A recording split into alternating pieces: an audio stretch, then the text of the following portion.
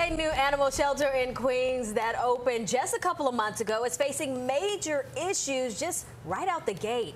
Thank you for staying with us. I'm Erin LeBeau. Hey, good evening, everyone. I'm Candace Gibson. So the facility was a multi-million-dollar project that they hoped would ease the burden on the many overcrowded shelters throughout the city. But as Pix 11's Karen Dillon reports, it too has already run out of space. We're here at the city's first full-service animal shelter in Queens. It is currently over capacity and in desperate need of adopters.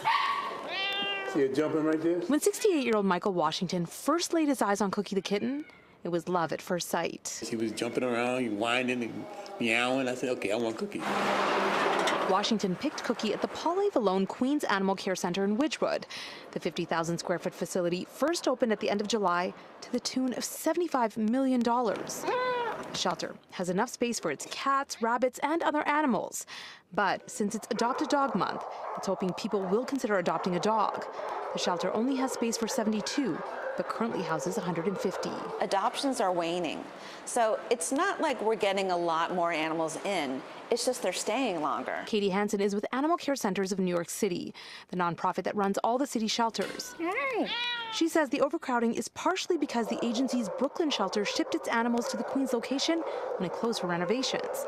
Hansen adds, finances are also an issue for many people. For the same reason that people are surrendering the animals, for financial insecurity, for the cost of veterinary care, people are afraid to kind of bring that commitment in. The shelter has also been dealing with allegations that the animals are not being taken care of and that the dogs are not being walked enough. These pictures were taken by a volunteer right after the shelter opened in July.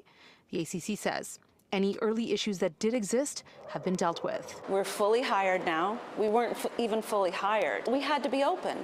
Otherwise, Queens and Brooklyn would have nowhere to go, and what would we do with all the animals that were in Brooklyn? Queens Council member Robert Holden is glad things have improved, but still has some concerns about the overcrowding. If you're going to close a shelter, you need swing space. So to close the Brooklyn shelter for 2 years and then overcrowd the other ones around it is not helpful. So we need a backup plan. The ACC says one of the best ways to deal with the overcrowding issue is for adoptions.